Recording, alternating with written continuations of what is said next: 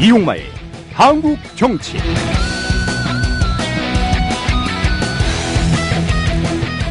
네, 청취자 여러분 안녕하십니까. 이용마의 한국 정치 그 세 번째 시간입니다. 세월호 참사의 실체가 드러나면 드러날수록 현 정부의 무능함이 더욱 부각되고 유족들과 국민들의 분노는 고조되고 있습니다. 지난 주말에는 희생자들의 합동 분향소가 있는 경기도 안산에서 2만여 명이 모여 대규모 추모 문화제를 거행하기도 했습니다. 정부와 여당은 이에 대해 정치 선동을 하고 있다며 반발하고 있습니다. 국민들의 심정을 도무지 헤아리지 못하는 정권이 아닌지, 이렇게 국민들의 상식과 동떨어진 상태로 정권의 유지가 과연 가능하다고 생각하는지 모르겠습니다. 잠시 후 시작하겠습니다.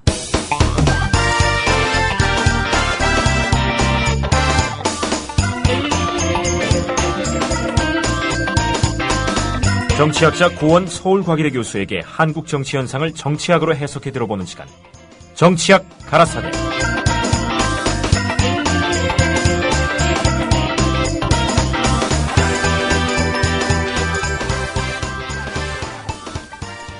국민들이 이번 세월호 참사를 겪으면서 정부에 대해 분노하는 것은 사고 현장 그리고 구조 현장에 국가가 사실상 없었다는 문제의식이라고 할 수 있습니다. 그러다 보니 국가 개조라는 이야기까지 나오고 있습니다. 박근혜 대통령 역시 엎드려 절받기식 사과를 하면서 국가 개조의 문제를 던지기도 했죠. 현 단계에서 국가 개조라는 것이 도대체 무엇인지 정치학 가라사대에서 한번 살펴보겠습니다. 고원 교수님 안녕하세요. 예, 안녕하십니까. 예, 먼저 이 세월호 참사 현장에 국가는 없었다 이런 지적이 많은데요. 이번 참사에서 나타난 국가 시스템의 문제들을 한번 정리를 좀 해줘 보시죠. 예, 한 세 가지 정도로 정리를 해보겠습니다. 첫 번째는 정부의 사전 안전감독 기능이 전혀 작동하지 않았다라는 것인데요. 예. 그 배경에는 고질적인 낙하산 정관 예우를 통해서 정부나 해운조합, 한국성급 그리고 선사 회사로 이어지는 이 강관 결탁 구조를 통해서 이 선사의 안전 기준에 대한 합법적 규제가 불가능하게 됐었다. 최근 많이 이야기하는 관피아의 문제죠. 그렇죠. 언등과도 연결돼 있다는 이런 얘기도 많이 나오죠. 예. 두 번째는 일단 사고가 터지고 사고 처리 과정에서 정부 구조 시스템이 전혀 작동하지 않았다라는 것인데요.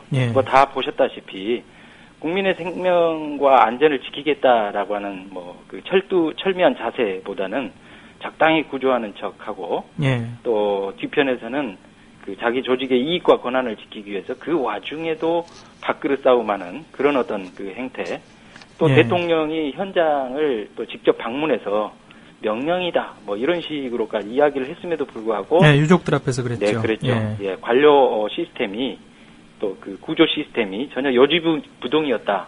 이건 상당히 국민들한테 충격을 던져줬다고 봅니다. 결과적으로 보면은 홍모 씨였죠. 잠수부라고 했던 그분이 한 얘기 중에 일부는 또 사실이었어요. 결과적으로 맞는 측면들이 많이 있었죠. 그다음에 이제 세 번째는 이제 사고 후 수습 과정에서 이 책임 규명과 사회 통합 기능이 전혀 작동하지 않았다. 고위공직자, 정치인, 이런 어떤 지도층 인사들이 국민들의 어떤 슬픔, 비통함, 이런 마음들을 어루만져 주기보다는 책임 회피에 급급하고 또 오히려 상처에 소금 뿌리고 또 좌파 무슨 척결이니 해서 희생양을 찾는데 급급했던 이런 어떤 전체적인 모습들을 종합해 볼 때 이건 한마디로 총체적으로 고장난 국가가 아니냐라고 하는 그런 불안감과 절망감들이 국민들의 가슴속에 퍼진 것이다. 이렇게 볼 수 있겠습니다. 그런데 박근혜 대통령은 대국민 사과를 하면서요.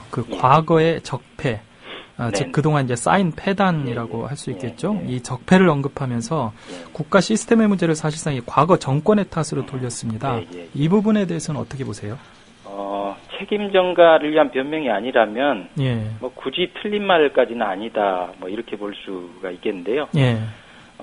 우리가 사고의 구조적 배경을 이해하기 위해서는 이 이명박 정부에서 박근혜 정부로 이어지는 정부 시스템과 운영 원리의 변화 과정을 예. 잘 분석해봐야 될 필요가 있다 이렇게 보는데요. 예. 사실 이제 이명박 정부의 그 정부 운영의 특징이 한 3가지 정도로 압축할 수 있는데, 예. 첫 번째는 이제 그 작은 정부를 표방하면서 각종 규제를 완화했다라는 거예요. 예. 이제 경제를 살린다라는 명분으로 각종 규제를 완화하면서 그 과정에서 국민의 그 안전과 관련된 뭐 이를테면 안전 매뉴얼 뭐 이런 것들이 전부 폐기되고 예. 또는 인간협회의 여러 가지 이제 감독 기능들을 이관하면서 정작 그에 대한 어떤 또 규제 감독은 또 소홀히 한달지 예. 뭐 이렇게 해서 전체적으로 규제에 구멍이 생겼다. 예. 뭐 이게 이제 이명박 정부에 일어났던 특징이고요. 예.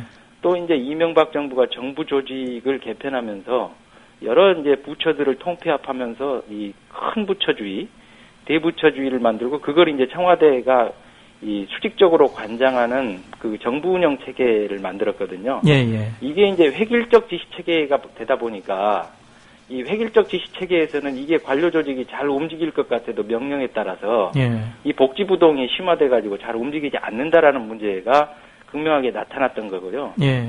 세 번째는 좀 더 직접적인 문제인데 이명박 정부에서 그 부패 안전 관리에 관련되는 정부의 기능들이 대폭 축소 후퇴됐어요. 예, 예. 이를테면 이제 국가청렴위원회 같은 것들을 폐지해서 다른 어떤 기구들하고 함께 이제 국민권익위원회로 이제 이 통폐합을 하고 예. 또 국민권익위원회는 그 전에 이제 뭐 부패 방지 기구가 대통령 산하였거든요. 예, 예. 국민권익위원회를 또 이제 총리 산하 예. 이렇게 격화시켰던 문제랄지. 예. 뭐 지난 시간에 저희가 또 그 정동영 전 통일부 장관 초대해서 얘기도 들어봤습니다만. 예. 예, 청와대에 있던 그러니까 청와대 NSC, 예, 거기에 있던 그 위기관리 시스템을 해체했잖아요. 예, 그 문제도 또 뭐 그런 것까지도 포함이 되겠습니다. 그 다음에 이제 또 정부의 그 부패 기능들을 감시하는 기구가 또 감사원이잖아요. 예. 상시적 기구인데. 예. 이명박 정부에서 감사원의 독립성이 완전히 훼손됐죠. 말도 못하게 훼손이 됐죠. 예. 그 와중에서 가령 은진수 감사위원 이명박 그 대통령의 측근이었죠. 예. 아주 그 사상 초유로 뇌물죄를 받고 구속되는 이런 어이없는 사건이 있었지 않습니까? 예. 뭐 이런 등등의 그 이명박 정부에서의 적폐, 뭐 이런 문제들이 사고로 이어지는 구조적 배경이 되었다. 이렇게 볼 수 있는데요. 문제는 박근혜 정부가 이런 어떤 그 이명박 정부의 그 적폐를 취임 이후에 전혀 수술하지 않았다라는 거예요. 오히려 그 이명박 정부에서의 권위적, 수직적 통제를 오히려 더 강화시키고 관료 의존적 정부 운영을 스스로 더 강화한 면이 많았다. 그런 점에서 박근혜 정부는 이명박 정부의 계승자인 측면이 많았고, 그래서 과거 정권의 책임을 전가할 자격이 과연 있느냐, 뭐 이런 의문들이 드는 거죠.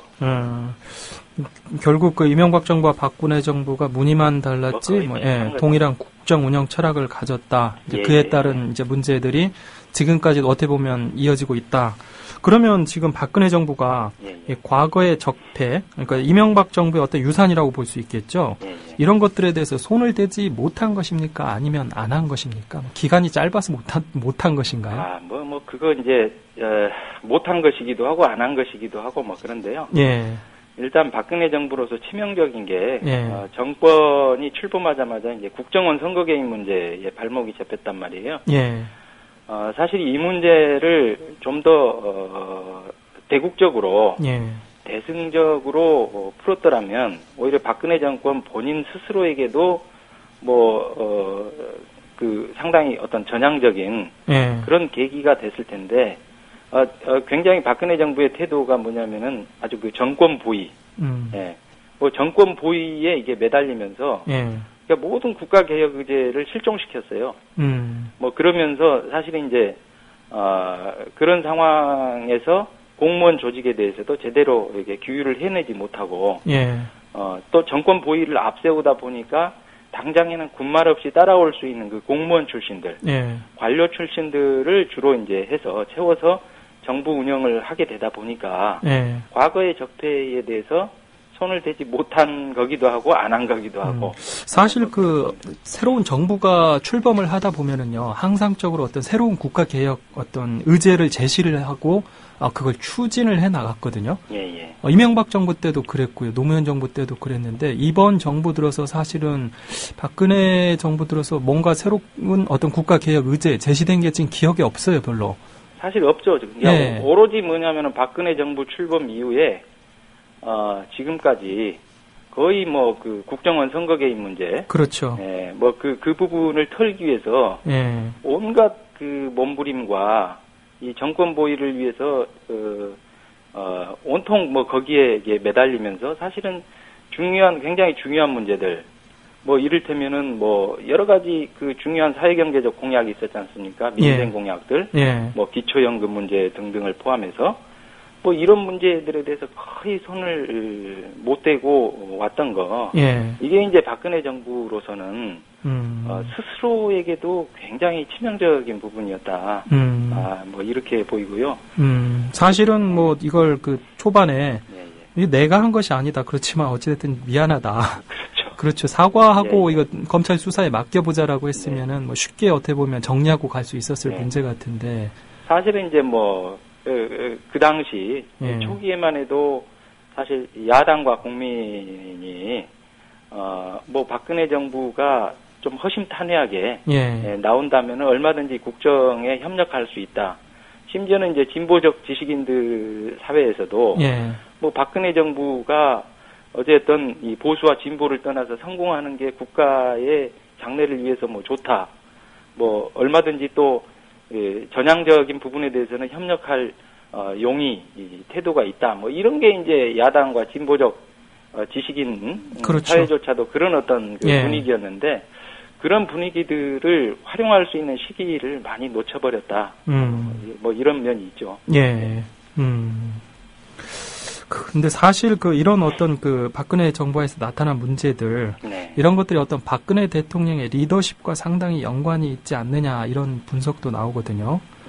그 예를 들어서 방금 이야기를 했지만은 뭐 국정원 문제다라고 했을 때 그냥 그 사과를 하고 어떻게 보면 털고 가면 그만인데도 불구하고 뭐 그렇게 진행이 되지 않고요.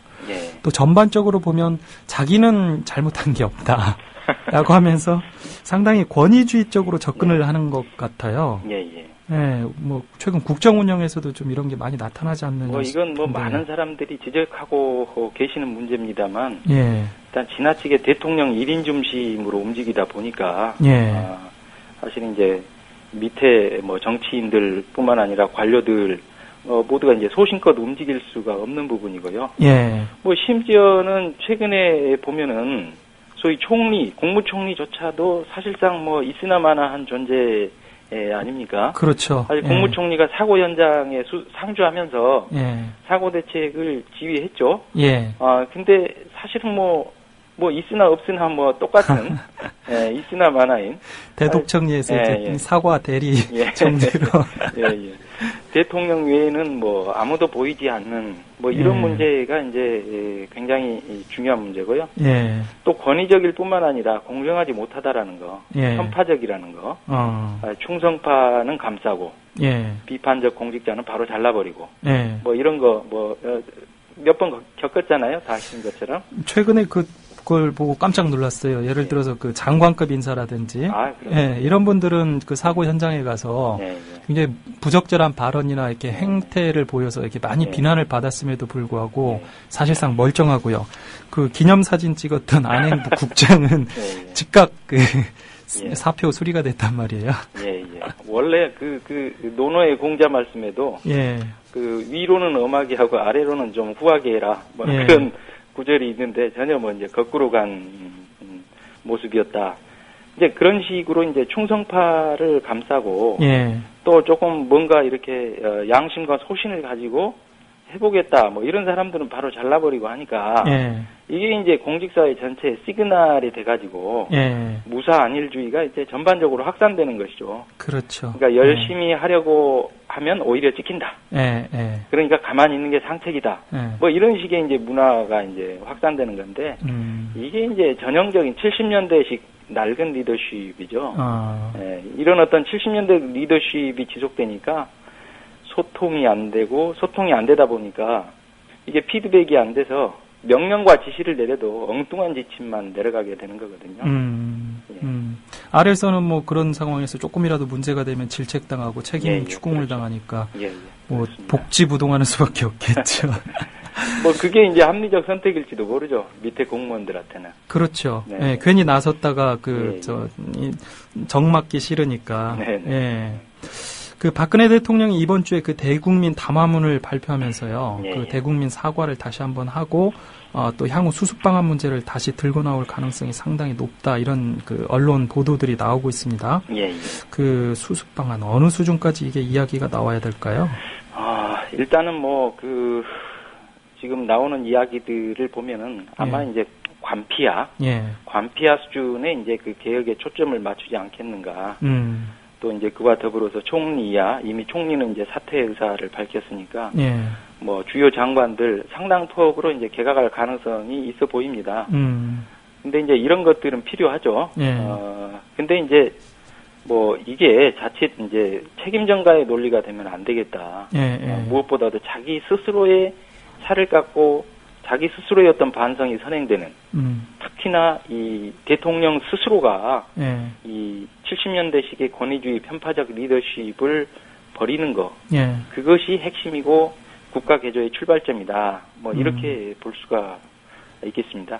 근데 사실은 그 방금 말씀하신 거 있잖아요. 관피아 문제라든지 뭐 그다음에 내각에서 어떤 주요 장관들이나 총리의 교체 이건 뭐 충분히 진행이 예상이 됩니다. 이미 이제 그동안에 걸쳐서 나온 것들을 보면은 희생양이란 말이죠.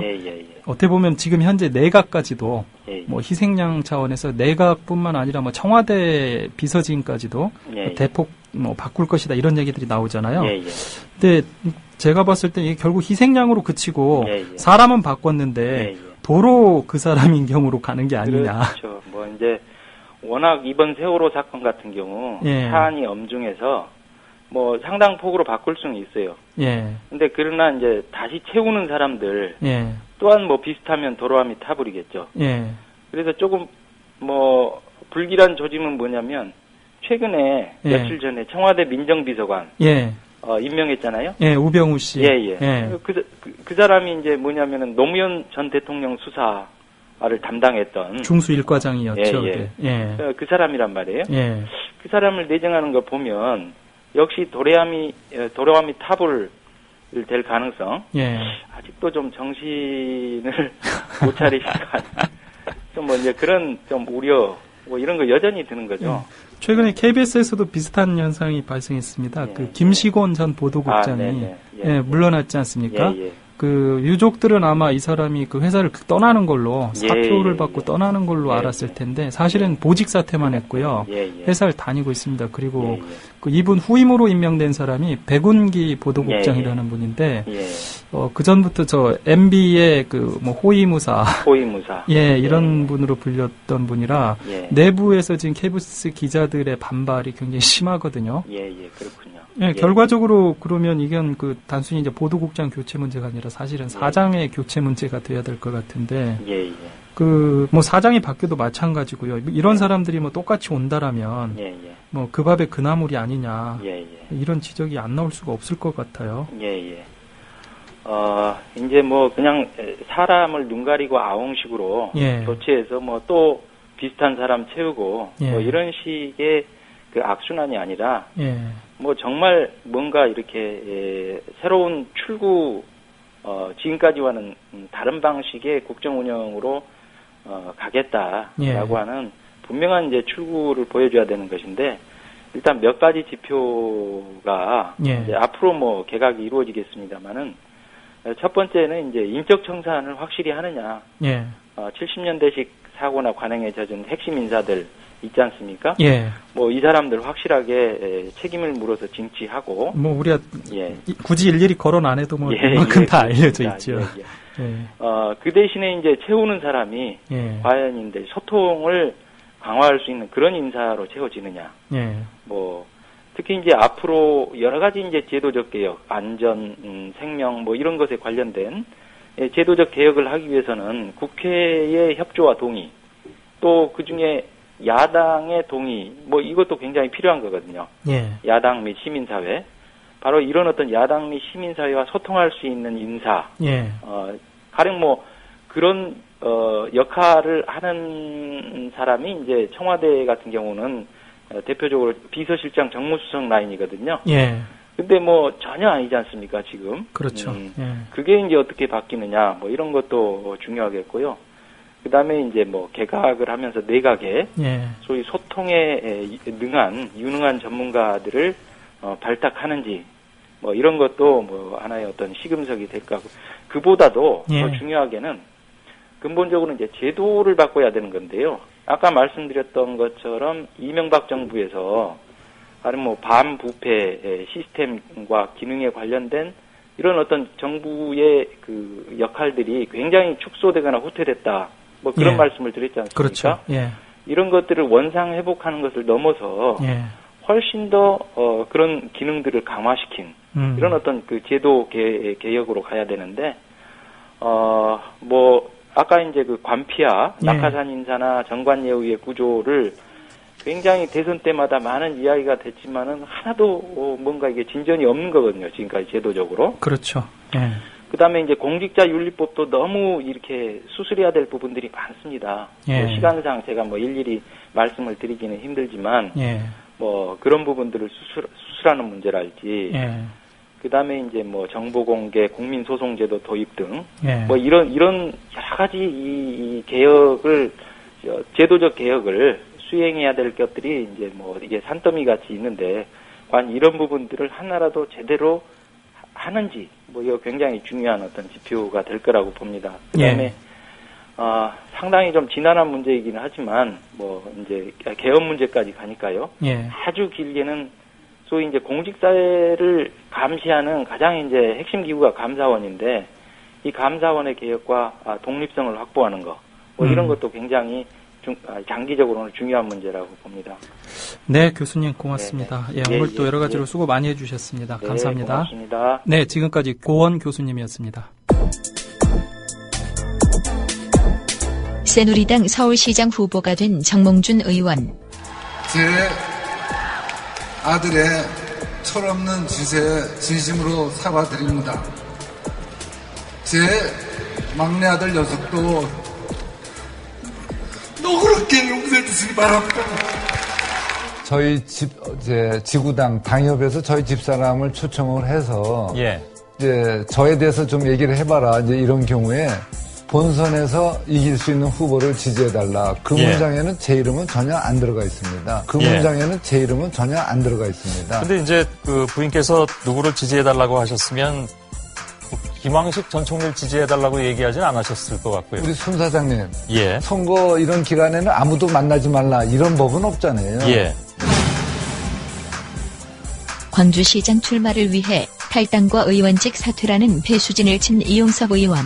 김한길 안철수 새정치민주연합 공동대표는 밀실 담합을 통해서 황금연호를 앞둔 5월 2일 심야에 강주 시민들의 뜻을 철저하게 짓밟는 낙하산 공천, 지분 공천을 전격 발표하였습니다.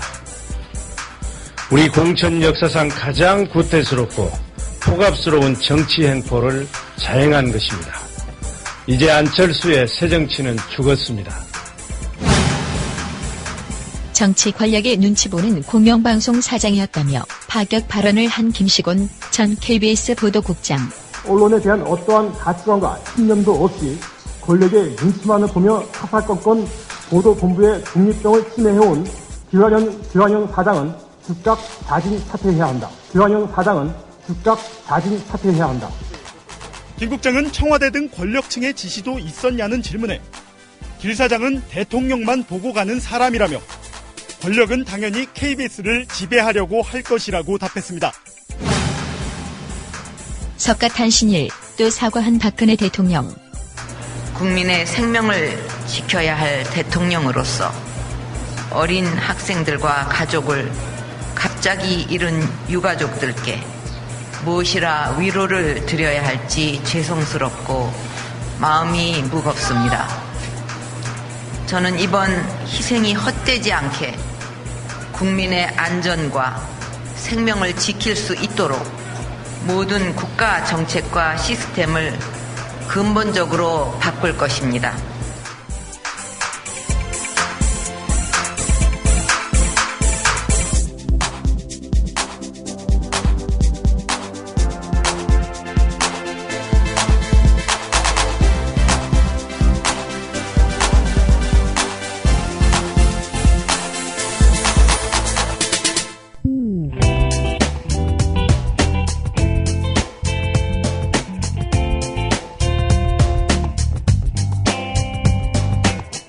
한국 정치에 대한 심층 인터뷰, 핫한 정치인과 함께합니다. 뜨거운 인터뷰. 네, 오늘 뜨거운 인터뷰에는 새정치민주연합 내 세월호 침몰사고 대책위원회가 있는데요. 여기에 지금 상황실장을 맡고 계십니다. 김현 의원님 모셨습니다. 안녕하세요. 네. 네. 제가 요즘에 안녕하시냐는 인사에 죄송스러워서 안녕하다는 말은 못하고 유족들한테 어쨌든 애도의 말씀을 먼저 드리고 김현입니다. 예. 참 저도 오늘 제가 시작할 때 안녕하십니까 인사를 했나요? 지난 시간까지만 해도 인사를 못했습니다. 네. 예, 이제는 뭐 인사는 그래도 해야 되지 않느냐 뭐 생각이 좀 들어서 자연스럽게 이제 인사를 하는데 이 새정치민주연합 내 대책위원회 이게 지금 언제 꾸려졌습니까 이게? 예, 사건 당일날 16일날 저희가 오후 3시에 당시만 하더라도 좀 이렇게 낙관적인 전망이 있을 때였죠. 그래서 구조가 다 되길 바라는 마음으로 저희가 의총을 하다가 거의 말미쯤에 실종자와 사망자 그다음에 생존자 숫자가 오락가락 했다가 바로 잡는 그렇죠. 게 있었습니다. 오후 2시, 3시 그때쯤이면 다 구조됐다는 보도가 나올 텐데. 170명가량만 구조가 되고 그다음에 실종자가 당시에 한 290명으로 보도될 때 저희가 의총을 중단하고 사고 대책을 논의했습니다. 그래서 거기에서 이제 대책위를 바로 구성을 했고요. 그리고 나서 안철수 대표가 진도로 내려가고 그다음에 김한길 대표는 중앙 재해대책 본부로 가서 상황 파악을 했고요. 그 다음날 바로 대책위를 만들어서 진도팀, 안산팀, 그다음에 중앙팀 이렇게 하고요. 그리고 나서는 일단은 구조가 먼저이기 때문에 진상 규명을 하려면은 상임위를 열어야 되잖아요. 자료도 좀 받아야 되고 그렇게 되면 이제 공무원들이 늘 하는 말이 구조를 해야 되는데 자료 요구해서 구조를 못 한다라는 핑계를 삼을 것 같아서 저희가 상임위를 중단하고 그다음에 지방선거 그다음에 선거운동도 중단하고 그러면서 이제 대책위를 본격적으로 가동을 했습니다. 사고 난 바로 당일날부터 사실상 꾸려져서 가동이 됐다는 얘기죠. 그런데 사실 저도 솔직히 말씀드렸어요. 이번에 대책위원회가 새정치민주연합 내에 있다는 걸 처음 알았습니다. 이번에 이번에는 어떤 분을 우리가 모시는 게 이게 맞을까 이걸 좀 고민을 하면서 이렇게 찾다 보니까 이 새정치연합 내에 대책위원회가 있구나. 그 정도로 저조차도 어떻게 보면은 이제 정치에 대해서 상당히 관심을 가지고 지켜보고 있는데 저조차도 이번에 새롭게 알 정도로 이렇게 됐거든요. 그 얘기는 그만큼 대책위원회가 어떻게 보면 존재감이 없다. 이런 좀 얘기인데.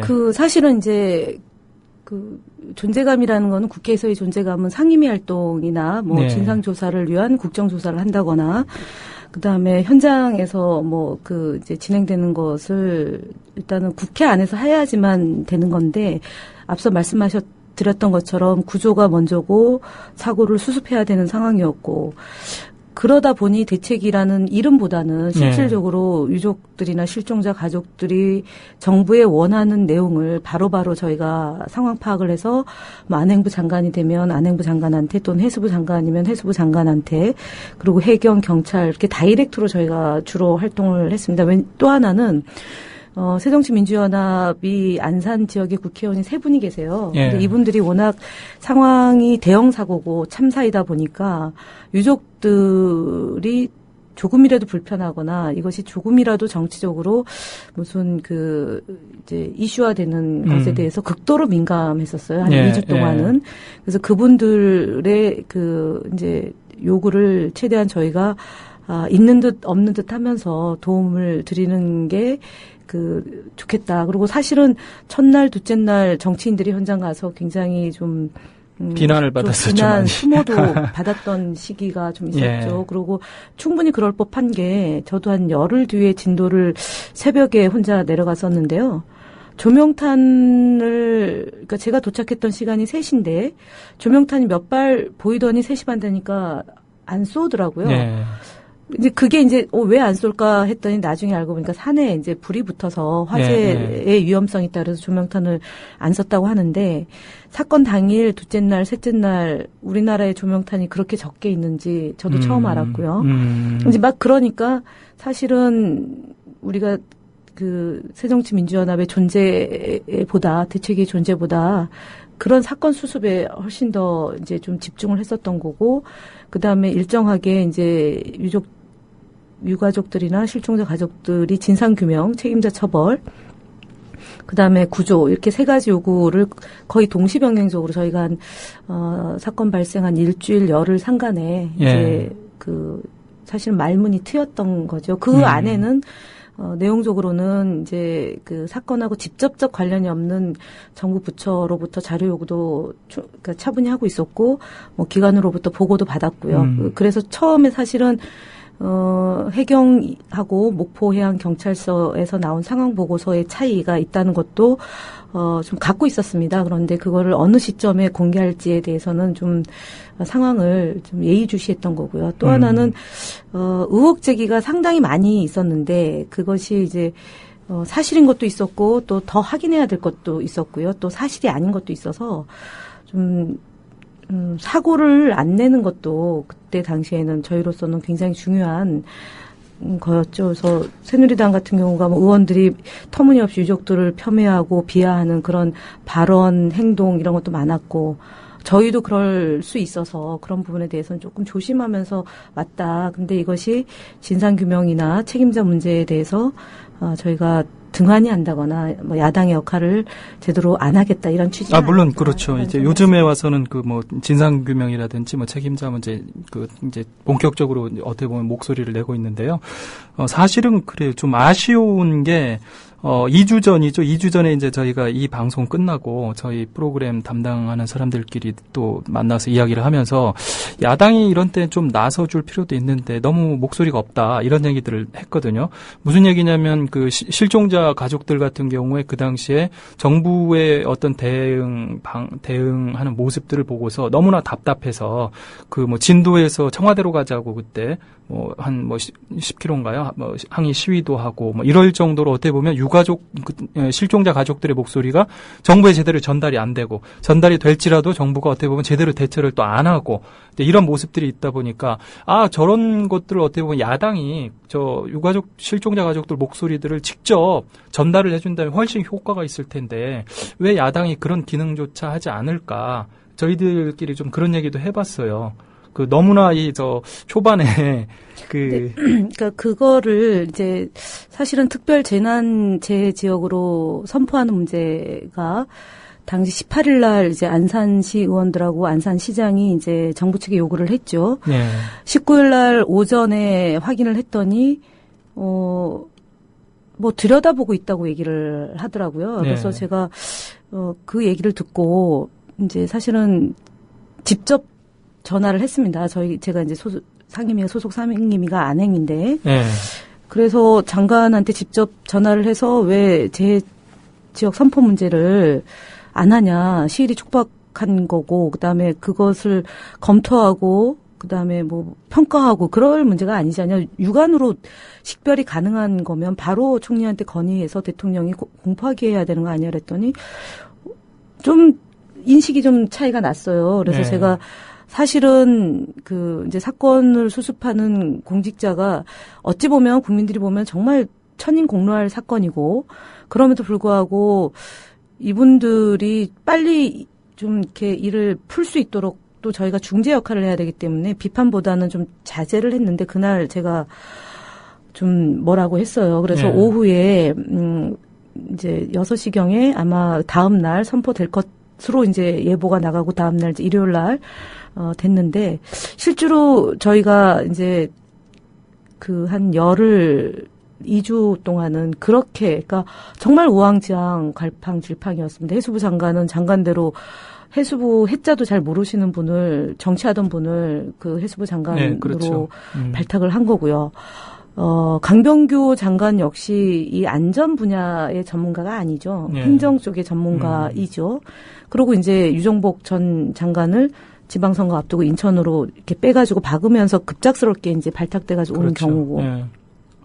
그러다 보니까 저희가 이분들을 조금 더 뭐라고 했다가는 그냥 이분들이 좀 잘못될 것 같다라는 그런 그러니까 좀 다독여서 구조활동에 전념하도록 해야 되겠다. 그 역할을 외려 와야 될 것 같다. 사실은 뭐 이 방송을 듣는 분들이 이게 무슨 소리냐라고 할 수 있겠지만 저는 개인적으로는 제가 이제 참여정부 때 춘추관에서 그러니까 국정 운영을 하는 대통령님을 모시고 활동을 했던 경험이 있고 또 하나는 2009년도에 정말 저희가 하늘이 무너지는 정말 놀라운 소식을 접했던 사람들 아닙니까? 그래서 봉화에서 일주일가량 장례를 치렀고 그때 국민들의 분노 그다음에 이제 그 대통령 서거를 막 그 함성들이 어떤 거냐면 청와대 비서관들이 도대체 뭐 했길래 대통령이 저렇게 돌아가시게 했냐. 그러면서 저희도 사실은 물병세를 받았어요. 그리고 이제 조문오는 분들한테 분노가 화살이 가고 그래서 조문하는 분들이 조문도 못 오게 하고 막 이랬던 이제 소위 이제 그렇죠. 그 시민들의 분노를 경험해서 이번 상황을 이게 그거보다 분노가 100배 더한 상황인데 정부는 무능력하고 정말 어떻게 할 줄 모르더라고요. 그래서 야당에 이때는 좀 이렇게 잘 수습할 수 있도록 좀 하고 그때 좀 지나서 진상규명해도 늦지 않겠다라고 생각을 사실은 좀 제가 상황실장하면서 정말 통탄하면서 했었어요. 그런데 그러다 보니까 야당 목소리가 사실상 안 나오고요. 또 일부 이제 그런다 보니까 일부 야당 지지자들 같은 경우에는 이런 때 야당의 목소리가 조금 나왔더라면 쉽게 말해서 이제 조금이라도 득점을 할 수 있었을 텐데 뭐 그런 것도 없고 결국은 또 야당은 뭐 하느냐 뭐 이런 비난을 함께 또 받는 그런 상황으로 몰린 게 아니냐라는 지적도 있거든요. 그 부분에 대해서는 뭐 저는 동의합니다. 그리고 결국은 야당이 야당다울 때 그리고 정말 그 힘들어서 손을 내미는데 손을 잡아드려야 된다. 그러니까 앞뒤 없이요. 네, 그런 부분에 대해서는 저도 충분히 공감하고 이제 매일같이 아침, 점심, 저녁 뉴스 볼 때마다 그 허탈한 마음 뭐 이런 건 이루 말할 수가 없는 거고요. 다만 이제 아까 말씀드렸던 것처럼 그러니까 구조가 먼저이기 때문에 책임 소재를 같이 이제 제기했을 때 또 여야 공방으로 이렇게 지금도 막 그런 상황이거든요. 저희가 국정조사 요구하고 특검 요구하고 진상규명하자 그러니까 구조도 안 됐는데 왜 그러냐. 왜 정쟁의 도구로 삼냐. 이제 이것이 상투적인 여당의 공세이고 언론 환경도 이제 그에 이제 좀 걱정스러운 대목이 있는데 뭐 지나치게 조심하지 않았냐. 새정치민주연합이 그 부분에 대해서는 그 비판은 달게 받고요. 앞으로 내부에서도 거기에 대해서 좀 자세히 목소리가 있는 것 같아요. 네, 보면은. 그런 지적이 있는데 제가 이제 상황실장하면서 득점 소위 이제 잘해서 야당의 존재도 중요한데 워낙에 예민한 상황이어서 제가 조금 덜 이제 그 사고 안 나게 우리 안에도 늘 이제 그런 소지들이 있어서 그런 부분에 대한 상황 관리를 저는 주로 했고 우원식 위원장은 굉장히 이제 많이 지적을 했습니다. 근데 이제 워낙 이제 구조로 가고 분위기가 그래서 야당의 존재감에 대한 지적이 있었는데 맞죠, 뭐 제대로 잘 못했죠, 뭐. 사실은 그러니까 아까 제가 득점이라는 표현을 써서 그런데 이게 이런 때 어떻게 보면 야당의 존재가 국민의 목소리를 대변하는 기능이잖아요. 예. 그렇기 때문에 이런 때 유가족이나 실종자 가족들의 목소리를 대변해서 정부로 하여금 지금 유족들이 원하는 바가 이거다라고 이렇게 적극적으로 목소리를 내주고 했을 때 그런 때 어떻게 보면 야당이 대안 세력으로 사람들로부터 인정을 받을 수 있는데 그런 점에 있어서 보면은 이번에 야당도 뭐 결코 이게 뭐 잘한 것은 아닌 것 같다. 자유스러울 수는 결코 없는 문제예요. 네. 이런 사건이 다시는 있어서는 안 되지만 제가 이제 주로 이제 워낙에 이게 한 군데서 벌어진 사건이면 또 수습하면 되는데 소위 이제 좀 전국적인 차원의 이제 문제고 진도, 안산, 그다음에 이제 상임 그러니까 해당 부처도 이제 여러 군데다 보니까 그런 점에 있어서는 조금 아쉬운 게 있고요. 그다음에 현장에서 어쨌든 부딪히면서 유족들의 뜻과 생각이 바로바로 전달될 수 있도록 좀 더 적극적으로 했어야 되는 게 아니냐라는 점에 대해서는 제가 나중에 가서 보니 아 그렇구나 여기서 누군가 한 사람이나 두 사람이 그냥 얻어맞더라도 또는 욕을 먹더라도 그러면서 바로 잠깐 부르고 뭐 해서 좀 팽목항에서 배 타고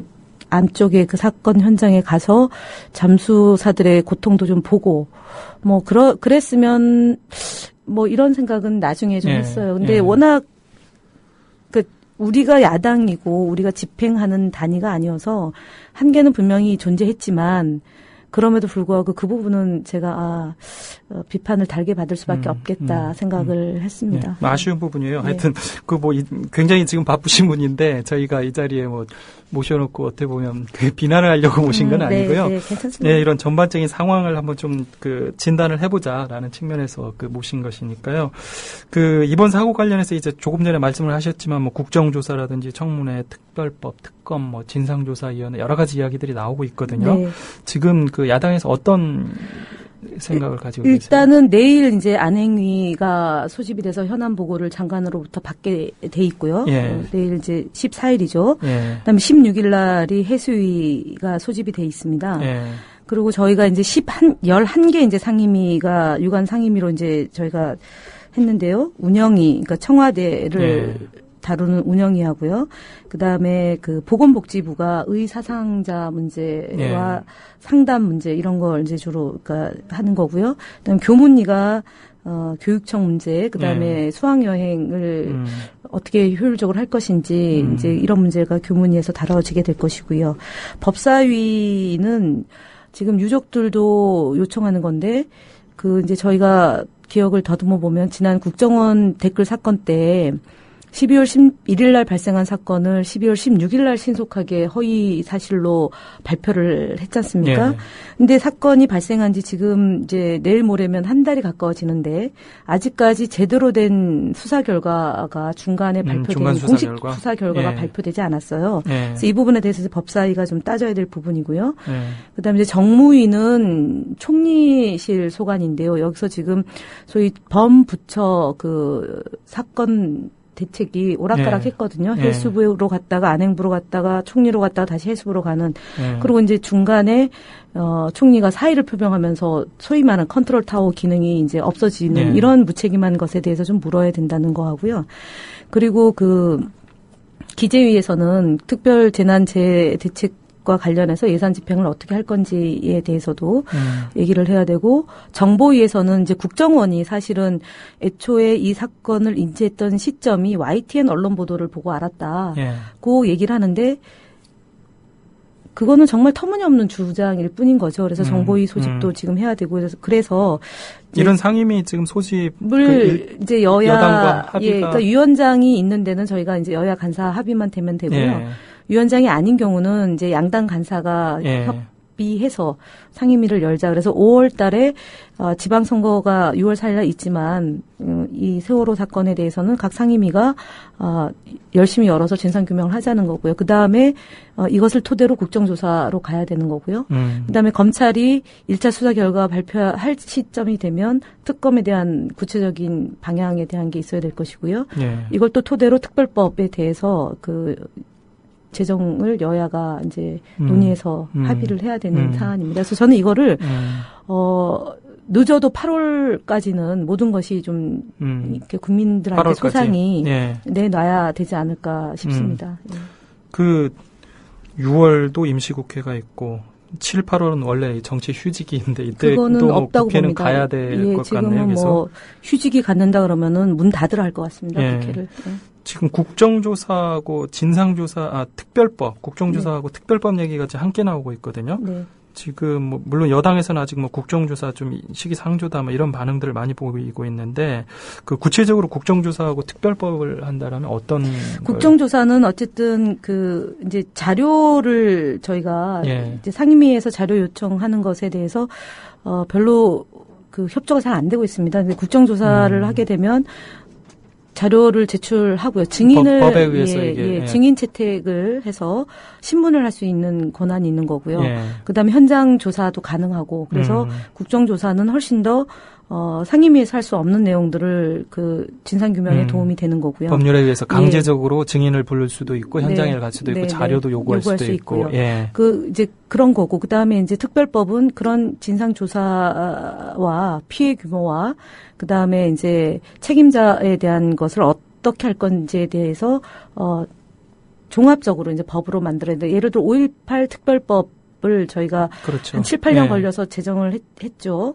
그런 차원으로 해서 조금 이건 굉장히 속도가 있어야 되는 거기도 하죠. 그래서 그런 내용을 담아서 그 치유 과정이 복원하는 과정이 굉장히 저는 고통스러운 과정이고 시간도 많이 걸리기 때문에 네. 재정적 뒷받침을 하지 않으면 불가능하다. 그래서 특별법을 통해서 이 문제는 반드시 해결해야 된다. 그다음에 이제 의사상자 문제인데 어저께 이제 보건복지에서 3명을 했지만 네. 사실은 제가 이제 피해자와 그다음에 생존자와 그다음에 사망자에 대해서 쭉 이제 그동안 언론 보도 난 것만 놓고 보더라도 굉장히 많은 분들이 국가의 유기 관리를 제대로 못해서 정말 생태같이 돌아가시고 그다음에 또 이제 생존한 분들 중에도 해경은 넉넉히 있는데 뭐 40명을 살리거나 뭐 밧줄을 주거나 구명조끼를 자기는 안 입고 학생들한테 건네줬던 이런 사실관계들이 쭉 있더라고요. 그래서 그걸 보면서 의사상자 문제가 되게 좀 우리가 지금 생각했던 건 훨씬 강범위하게 적용돼야 될 거다, 이 예. 문제는. 그래서 그것 역시도 중요하게 다뤄야 될 이유의 과제다라고 봅니다. 지금 진상조사위원회 이야기도 나오고 있어요. 그 박영선 신임 원내대표가 미국의 이제 9.11 테러 이후에 진상조사위원회를 구성해서 뭐 한 2년 정도에 걸쳐서 진상조사를 하고 어떤 대책들을 내놓은 것처럼 그 이번에도 뭐 그런 그 광범위한 조사를 할 수 있는 진상조사위원회 필요하지 않느냐 네. 이런 얘기가 나오고 그게 이제 범정부 차원의 진상조사위원회인 거죠. 여야의 뭐 국회 틀이 아니라 뭐 전문가나 뭐 또 사건 관련되신 분들이나 국회나 이렇게 초당적으로 해서 진상조사를 해서 다시는 이런 일이 재발하지 않도록 만들자라는 취지인 것 같습니다. 그래서 그 부분도 또 필요하죠. 네, 맞습니다. 이 부분도 어찌됐든 지금 여당과 협의가 돼야 되겠죠? 네, 그거는 아직 조금 이제 좀 지금 과제에서는 그러니까 예를 들어서 진상조사를 위한 상임위 개최, 그다음에 국정조사, 특검, 특별법, 그다음에 진상조사를 위한 뭐 기구 이렇게 마지막 순위가 될 수 있겠네요. 그게 뭐 동시적으로 진행될 수도 있겠지만 물론 그렇죠. 우선순위를 놓고 보면 그렇게 진행되지 않을까 싶습니다. 그 지금 그 상황실장이시니까 여러 가지 그 정보를 가장 많이 알고 계신 분 중에 한 분일 것 같아요.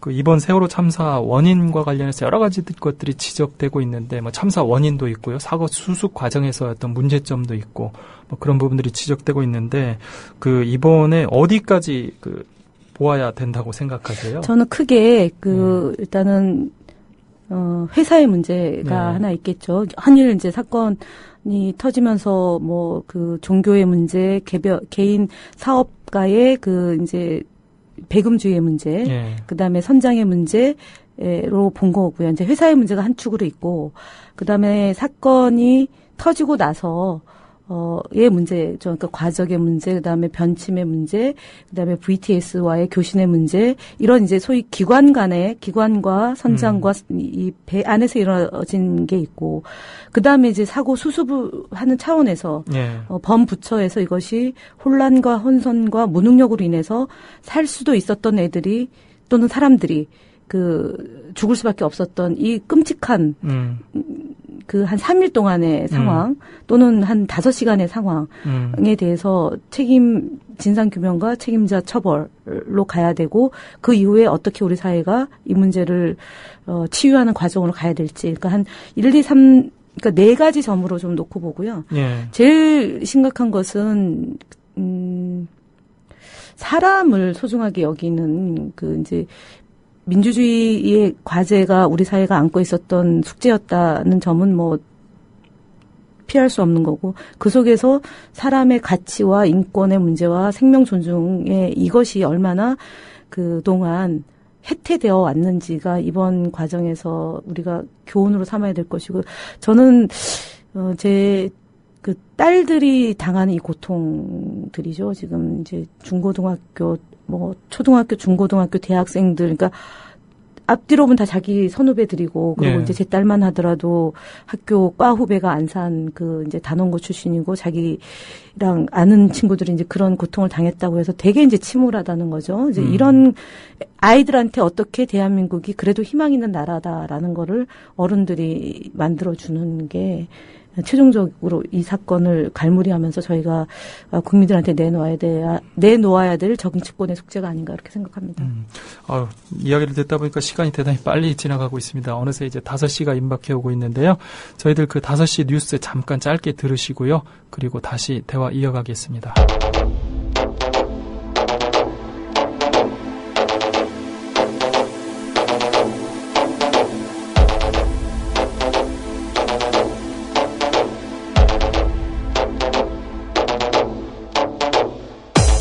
지금 여러분께서는 이용마 MBC 해직 기자가 진행하는 이용마의 한국 정치를 듣고 계십니다. 이 방송은 2주에 한 번, 화요일 낮 4시부터 5시 반까지 국민 라디오를 통해 가장 먼저 청취하실 수 있고 팟캐스트 포털 팟빵에서 다시 들으실 수 있습니다.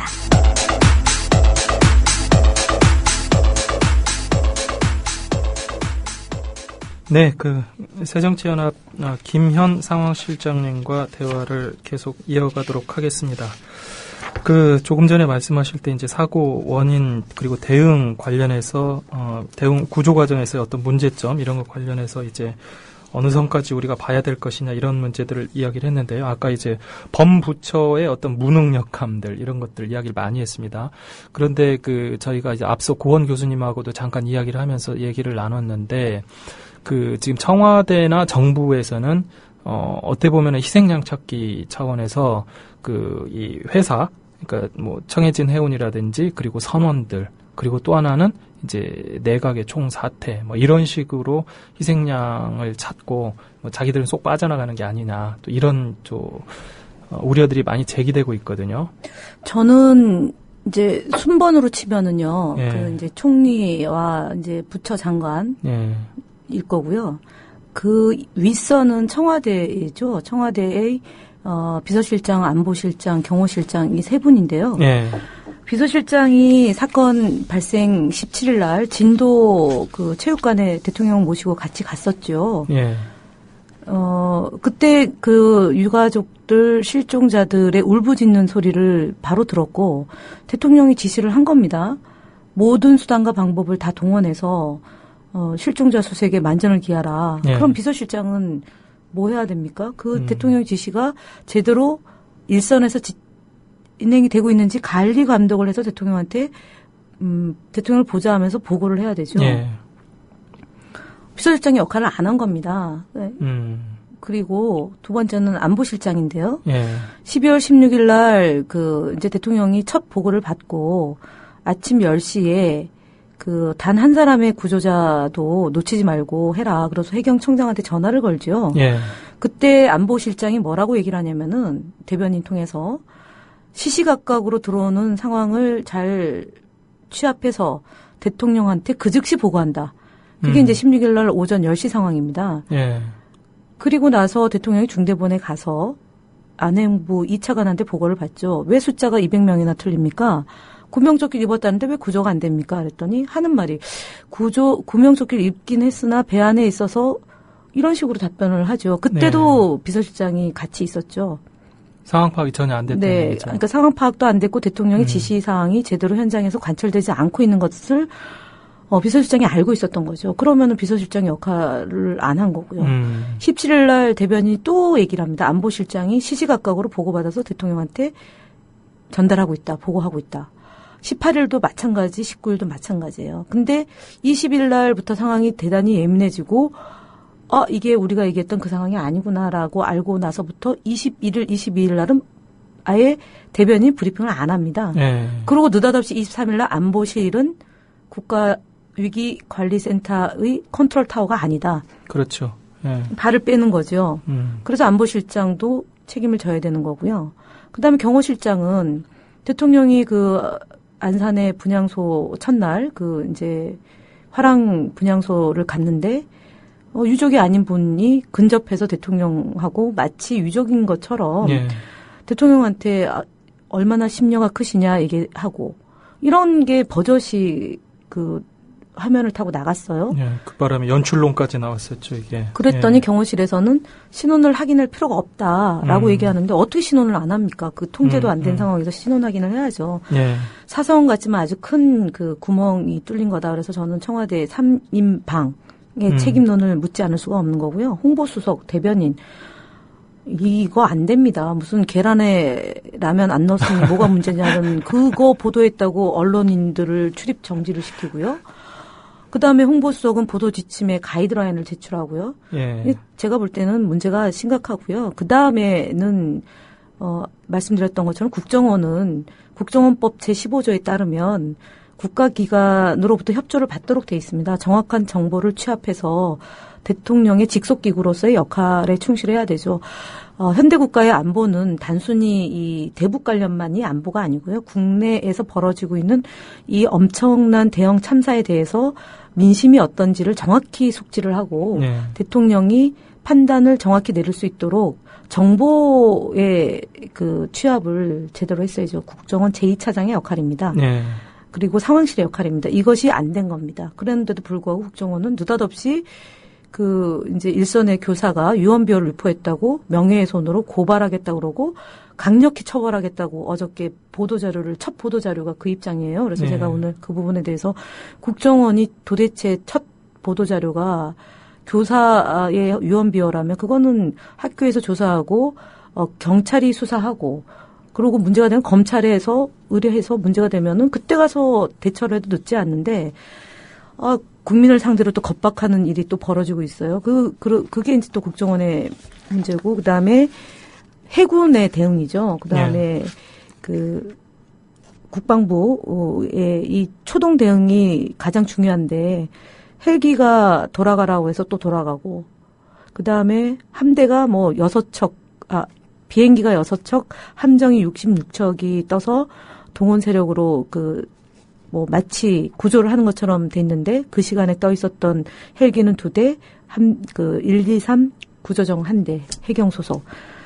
그렇게 됐던 거죠. 그래서 대통령은 상당히 많은 인적, 물적 자원과 장비가 투여가 돼서 구조가 되는 것으로 보고를 받았지만 실제로 바다는 주변의 어선들이 와서 사람들을 구조했던 거고, 단 한 명도 그 배 안에 있었던 사람들 중에 단 한 명도 구조하지 못하는 정말 이 전 세계에 전무후무한 이 아주 창피스러운 일을 만들어냈다. 그래서 제가 볼 때는 부처로 쳐서 적어도 5, 6개 부처, 그 다음에 청와대 책임, 국정원 책임을 반드시 물어야 된다. 거기서부터 시작해야 된다. 진상규명의 시작은 그렇게 보고 있습니다. 지금 이야기하시는 데서도 잠깐 언급을 했습니다마는 최근 청와대 이제 책임론 문제가 많이 제기되고 어떻게 보면 이 정권에 대한 어떤 비난 여론, 그다음에 불신 이런 것들이 상당히 많이 가중되면서 오히려 유언비어 단속을 한다면서 굉장히 어떻게 보면 국민을 좀 겁박하는 이런 움직임까지 많이 일고 있거든요. 그러다 보니까 요즘 시민 사회 단체들이 청와대 책임 문제 제기하면서 촛불 시위까지 지금 벌이고 있습니다. 많이 확산이 되고 있는 이제 상황인데 야당은 아직 공식적으로 참여한 적은 없죠. 네, 아직은 그렇고요. 실제로 그러니까 이제 개별적으로 어차피 지역 지역이 안산 지역이거나 아니면은 또 마음속에 걱정이 많은 분들이 이제 현장에 가서 그냥 그 참여하는 거고요. 뭐 범대책기구가 구성된 것이 아니어서 그 부분에 대한 논의는 아직 이루어지지 않고 있고요.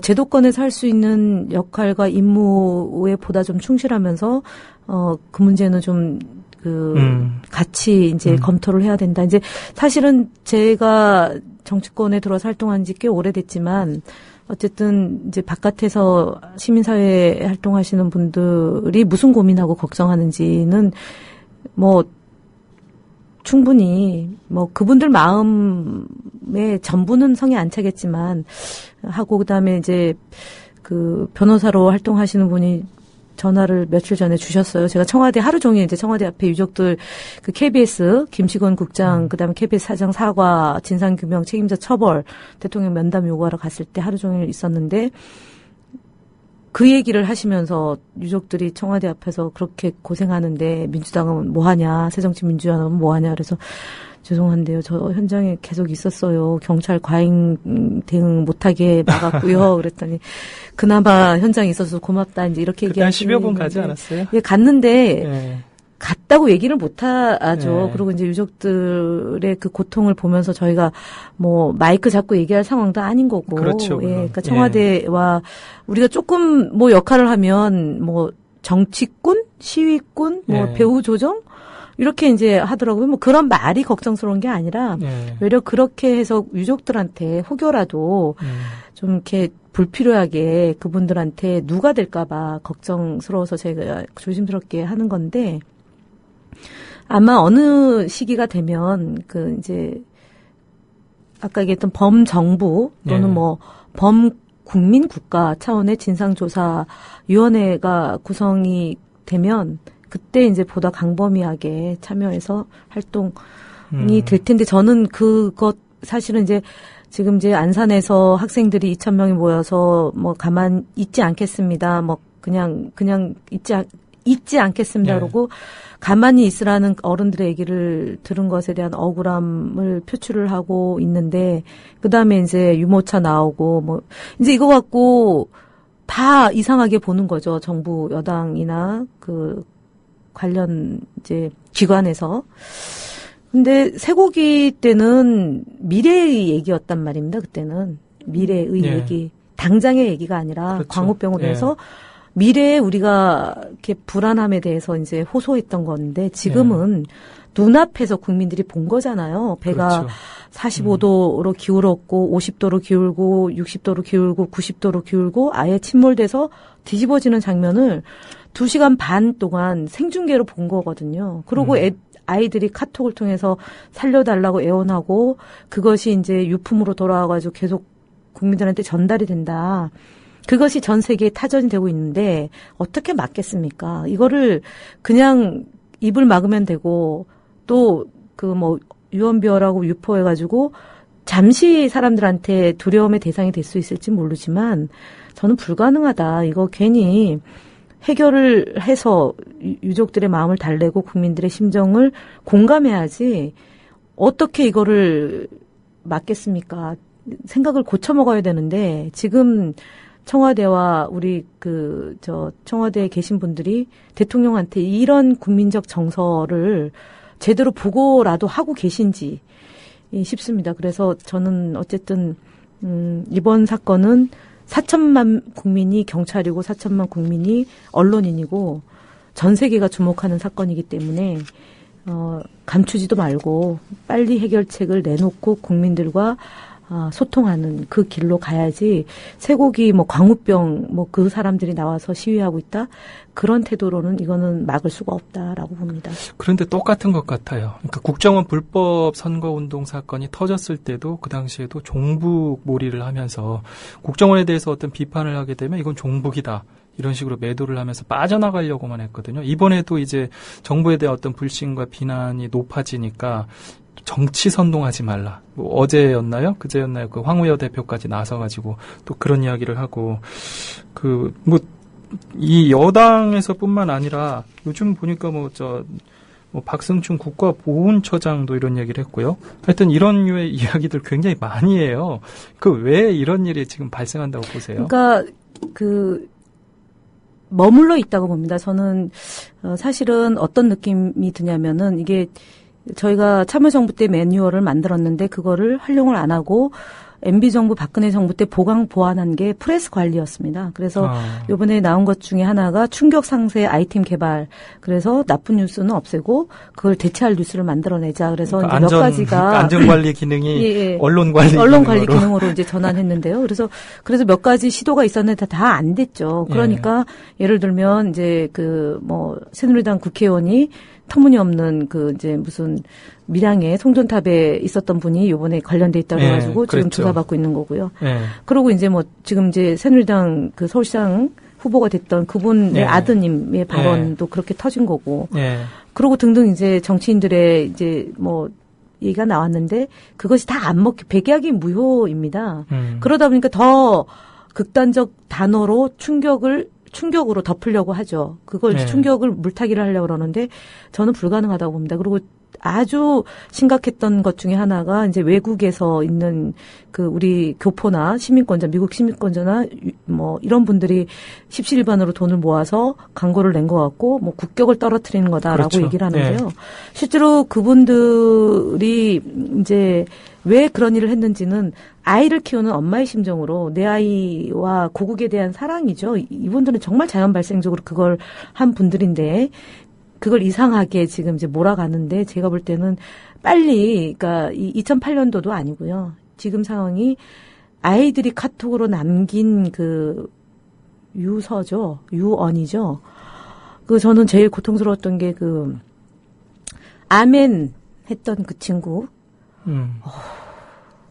근데 그걸 갖고 어떻게 하려고 그럽니까? 그러니까 실존하는 사실 그냥 그대로 받아들이고 지켜주지 못한 국가가 국민을 보호하지 못한 것에 대해서 직접 사과하고 그리고 지금 담화문 발표도 어떤 내용을 실을지에 대해서 계속 고민하고 있잖아요. 그거 안 됩니다. 그거 담화문 100번 해보십시오. 먹히나 안 됩니다. 정말 진솔한 사과와 다시는 이런 일이 발생하지 않도록 문책하겠고 국가 운영을 시스템으로 관리하겠다라는 전환을 약속하지 않으면 이 문제는요. 저는 굉장히 오래 갈 거다라고 짐작하고 전망합니다. 근데 이것도 선동이라고 또 하는 건 아니겠죠. 충분히 그럴 것 같아요. 왜냐하면 지금 정권을 잡은 사람들이 의식을 바꾸지 않는 한은 절대로 불가능한 상황입니다. 이건 불가능할 것 같아요. 근데 더 최근에 이제 특이한 게요. 언론이 춘추관장으로 오래 계셨잖아요. 가장 오래 계신 분 중에 한 분인데요. 언론이 정권의 어떤 장악이 돼서 정부에 대해 비판적인 목소리를 빼고 왜곡하고 그렇게 하더라도 언론이 직접 자기 목소리를 내는, 그러니까 쉽게 말하면 플레이어가 된 적은 별로 없었거든요. 이번에는 예를 들어 김시곤 전 이 KBS 보도국장 건도 그렇고요. 또 이번에 MBC의 전국부장이 있고 또 리포트. 근데 보도국장이 얘기하고 전국부장이 또 얘기하고. 보도국장은 또 깡패라고 지칭을 하고. 이게 참 그게 아까 얘기했던 프레스에 대한 매뉴얼이 상세하게 만들어진 거에 그러니까 사실은요. 이제 위기관리 매뉴얼을 쭉 보면 현장에서는 관리가 안 됐는데 상황 보고서 작성 참 잘 됐습니다. 그다음에 프레스에 대한 매뉴얼 다 지켜졌어요. 그러니까 잘한 게 두 가지. 이 매뉴얼을 지금 직접 확인하신? 네, 다 했습니다. 확인을 했습니까? 그러니까 지금 이제 풍수 재난재해, 소위 말하는 자연 재난재해도 매뉴얼이 다 있습니다. 거기에 보면 어떤 것까지 있냐면은 국민행동 요령이라고 있어요. 예를 들어서 태풍이 온다 그러면은 그 지역에 그러니까 국민들한테 전 국민을 대상으로 재난 방송이 있지 않습니까? 그렇죠. 태풍이 어느 정도로 오고 비가 어느 정도로 오니까 조심하십시오. 우산을 들고 가십시오. 이런 게 이제 소위 기상청의 예보로 다 나가잖아요. 그리고 비가 많이 오고 눈이 많이 오면 그 지역에 있는 사람들은 어떻게 대피를 해야 된다라는 게 방송에서 나가거든요. 그런데 이번에 해양 사고의 매뉴얼에는 국민 행동 요령이 표준 매뉴얼엔 있는데 실무 매뉴얼엔 포함이 안 돼 있어요. 즉 예를 들어서 국가기관 방송인 KBS와 연합통신이요. 예를 들어서 배가 50도로 기운다. 그러면 퇴선해야 되는 거지 않습니까? 퇴선하라라고 속보로 때렸으면 어땠을까라는 걸 한번 제가 이번에 상황을 보면서 그런 게 한이 되는 거예요. 구조됐다. 너네들 네. 구조하러 간다. 해경이 헬기가 간다. 그 시간에 대기하고 있으라라는 방송을 들었잖아요. 근데 거기서 엄마 아빠가 얘기 들으라고 한 엄마도 있고 아빠도 있고요. 그러지 말고 갑판으로 나와. 그래서 걔는 살았다는 그렇죠. 거 아닙니까? 네, 네. 그러니 마지막 부재중 전화를 못 받은 부모는 평생 한일 거고요. 얘기를 들어라고 한 이 아버지는 또 어찌 살 겁니까? 그런데 언론이 어디에서도 확인도 안 하고 지금 얘기하면 교육청이다, 뭐 해경이다, 정보관이다. 그러면서 전원 구조됐다라고 방송하면서 그 죽어갔던 그 시간에 죽어간 애들은 또 그러니까 비닐봉지에 담아서 저는 언론이 이 정도까지 나오는 것은 결과적으로 이제 누차 이야기를 했죠. 언론 장악이 이제 돼 있는 상황이다 그렇죠. 보니까 네. 그렇게 된다라고 보는데 그 해고자 입장에서요. 그 언론이 이렇게까지 된 데에는 야당의 책임도 있는 게 아니냐. 그러니까 예를 들어 지금 국회 선진화법 있잖아요. 네. 여야가 합의를 하지 않으면 어떠한 법안도 통과가 안 됩니다. 그렇다면 사실 야당이 언론 문제만큼은 우리가 똑바로 잡고 가겠다라고 한다면 다른 것들을 희생할지라도 그 언론 문제는 분명히 해결하자라고 여당에게 요구를 하고 그게 안 된다면 나머지도 다 해결 안 된다라고 예를 들어 버텨만 주더라도 언론 문제가 일정하게 해결할 수 있는 그 방안이 마련되지 않겠느냐 이런 생각을 좀 해보거든요. 근데 사실은 이제 뭐 일면 타당한데요. 근데 당시에 이제 국정원법이 이제 뭐 그것이 얼마나 유의미하냐라고 또 볼 수 있겠지만 조금 이제 그런 거하고 이제 또 민생 법안도 있었고 그래서 그 이제 언론 환경이 이 지경으로 된 것에 대해서는 뭐 그 통탄에 맞지만 한 가지 문제를 위해서 나머지를 다 불락하기에는 현실적으로 조금 어려움이 있었다. 현실 정치에서 그런 말씀으로 대신하겠습니다. 네, 이런 사건 사고가 나면요. 항상 그 1차적인 건 물론 사건 사고인데 2차적인 문제로 상수로 따라오는 게 항상 이 언론의 문제거든요. 네. 그 대통령 담화문이 이번 주 안에 발표될 것 같다고 하는데요. 네. 타이밍상 어떻게 보세요? 제가 보기에는 지금 얘기하는 게, 어저께 이제 보도된 거로 보면 또 유체 이탈인 것 같습니다. 근본적 네. 해결책이 아니고요. 제가 볼 때는 대통령의 국정 운영에 대한 인식구조 바뀌지 않으면 안 될 것이고, 그 다음에 청와대 책임론 반드시 물어야 되고요. 주무장관에 대한 인사조치, 단순히 직위 해제가 아니라 법적 책임 물어야 된다고 저는 봅니다. 이것이 없는 네. 담화문은 사상 누각이 되고요. 국민들의 동의를 얻기 힘들다라고 봅니다. 뭔가 뭐 대책도 내놓을 것 같은데 너무 빠르다는 생각도 네, 좀 뭐 들거든요. 국가 뭐 안전처 뭐 이렇게 얘기하는데 재난처 이렇게 얘기하는데요. 그게 없어서 이 사건에 대한 초동 대응이 안 된 건 아니고요. 매뉴얼은 훌륭합니다. 그거대로 그 현장에서 지휘 감독을 할 만한 능력 있는 사람으로 전진 배치시키십시오. 그러면은 됩니다. 근데 지금처럼 자기 사람 심고 검증 안 된 사람 심고 주민등록법 위반해서 장관으로 부적격하다는 사람을 억지로 장관으로 내정해 놓고요.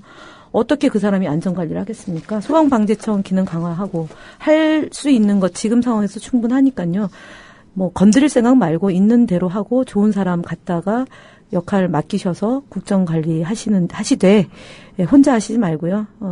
구조적으로 하셔야 될 것 같습니다. 예, 김혜원 의원님, 오랜 시간 고마웠습니다. 예, 수고하셨습니다. 네, 감사합니다. 네, 정치자 여러분 잘 들으셨습니까? 이명박 정부 이후 박근혜 정부에 이르기까지 우리 사회의 전반적인 기조는 가만히 있으라는 것입니다.